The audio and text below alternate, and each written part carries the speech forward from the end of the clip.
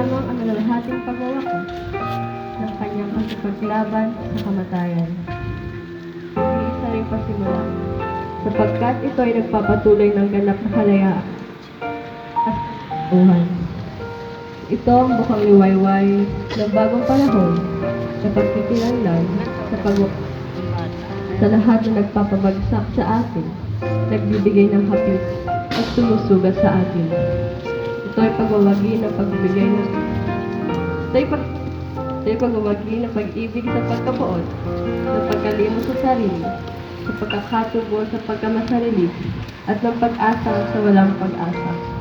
Ang pagkabuhay ng muli ay bukang liwayway ng bagong sanlilikha na hangad ng Diyos, na may sa puso ng bawat tao sa ating lipunan. Ito ay paunang tanaw ng mga bagay na darating, na magkakaroon ng kagalakan sa langit. At magsisimulang umusbong ngayon sa sa pag-ibig ng Diyos ipinakita sa atin ni Kristo. Ang muling pagkabuhay ng Panginoong Hesukristo ay isang paalala na hindi dapat matapos ang kamatayan ang takbo ng ating buhay. At lalong hindi dapat tayo malunod sa labis na kalungkutan. Ang muling pagkabuhay ni Jesus ay naghahatid ng maliwanag na mensahe na hindi matatapos sa mapait na karanasan ang lahat ng bagay dito sa mundo.